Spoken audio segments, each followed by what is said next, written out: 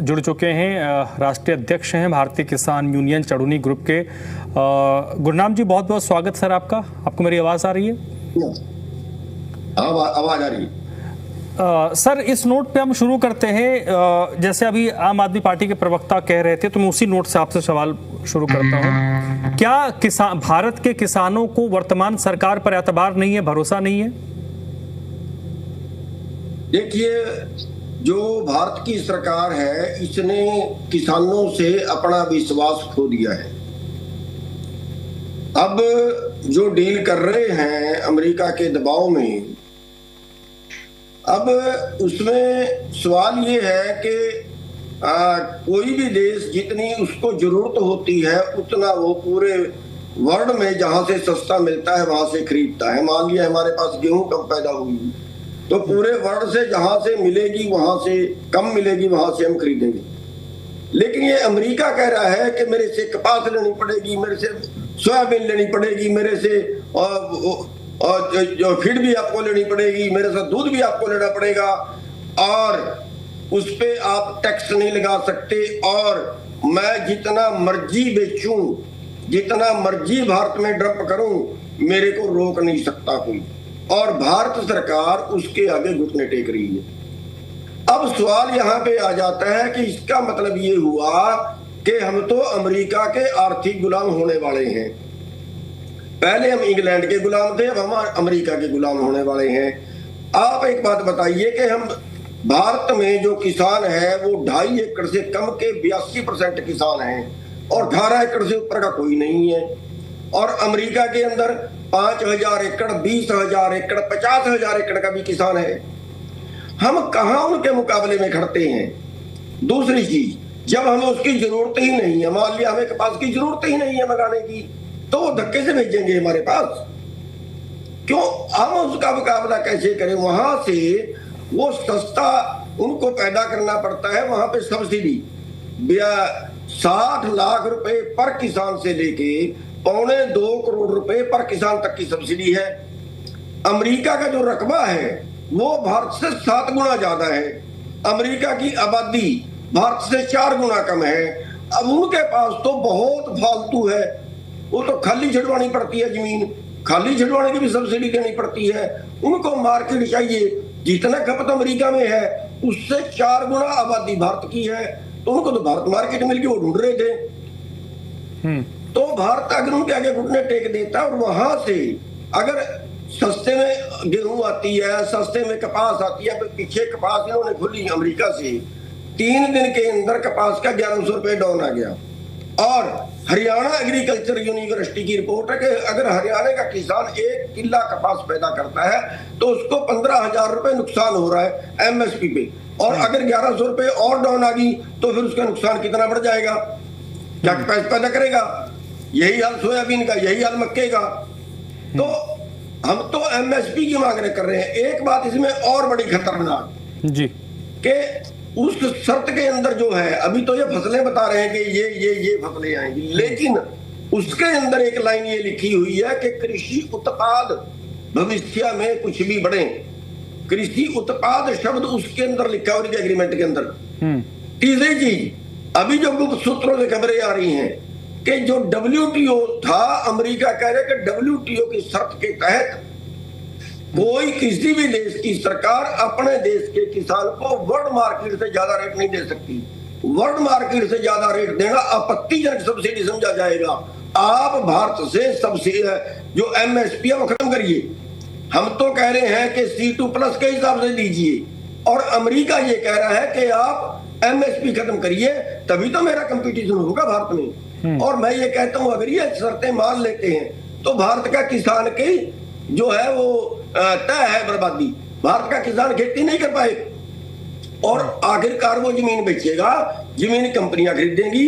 पहले जो 3 कानून थे उनमें खेती तो किसान करता, लेकिन व्यापार कंपनियां करती। लेकिन अब अब जो समझौता कर रहे हैं उसके अंदर किसान तो खेती कर ही नहीं सकेगा, खेती भी कंपनियां करेंगी। सर अब मैं इस पे कुछ काउंटर सवाल है मेरे, उस पर आप जल्दी जल्दी जवाब दे दीजिएगा। आपने विस्तार से बता दिया कि आप लोगों के जहन में क्या प्रश्न है और आप लोगों की आपत्ति क्या है।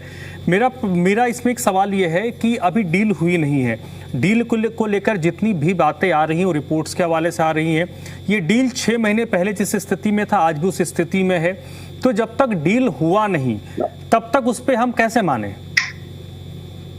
नहीं, इसमें इनके अपने बयान हैं कि 99% डील कंप्लीट हो चुकी है, अपने बयान है। और अभी आज हमने प्रदर्शन इसलिए किए कि आज जो अमेरिका का अधिकारी यहाँ पे आना था, उस पर साइन करने के लिए आना था, तो संभावना यह थी कि 23 तारीख को या 24 तारीख को उस पर साइन होंगे, इसलिए हमने आज प्रदर्शन किए हैं। और अगर उस पर साइन हो जाते हैं तो हमारे हाथ कट गए। क्यों? ये दो परिवारों के बीच का एग्रीमेंट नहीं है, ये दो देशों के और दुनिया के सबसे बड़े ताकतवर देश के साथ एग्रीमेंट है। तो हम उसको हम तो भर जाएंगे अगर उस पे साइन हो गए।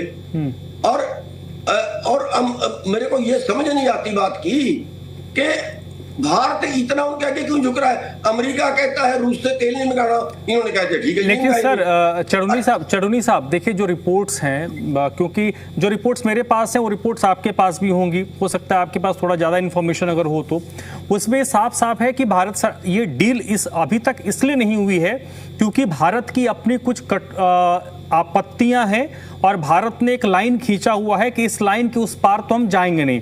उसमें हमारा डेयरी सेक्टर है, भारत ने स्पष्ट कर दिया है कि डेयरी सेक्टर हम नहीं खोलेंगे। इसी तरीके से एग्रीकल्चर में भी कुछ एक चीज़ों को लेकर है कि इसके लिए तो हम बिल्कुल ना हैं। और इसको कंफर्म करते हैं भारत के जो कृषि मंत्री, उनकी तरफ से बार बार ये बात कही गई है और जो अलग अलग सरकारी महकमे की तरफ से बात की गई कि कुछ सेक्टर है जिसको लेकर भारत ने बिल्कुल नो कर दिया है, जिसके कारण ये डील अब तक हुई नहीं। अगर वो आपत्तियां भारत की नहीं होती तो ये डील 6 महीने पहले हो चुका होता। नहीं, ये शुरू हुई है फरवरी में। हाँ, ये कॉन्फ्लिक्ट से पहले, ये जो कॉन्फ्लिक्ट हुआ है ईरान वाला, उसके पहले ये डील वाला मसला चल रहा था। नहीं, शुरू हुआ, ये डील की बात शुरू हुई है फरवरी में, अभी 4 महीने हुए हैं। और अभी तक किसान उस पे ना भड़के, ये केवल आश्वासन दे रहे हैं। क्या भारत सरकार ने कभी किसानों से मीटिंग की? और दूसरी बात, क्या किसी सरकार को देश को बेचने की पावर है? भारत का किसान को बेच दें अमेरिका के पास, क्या ऐसी पावर किसी को है?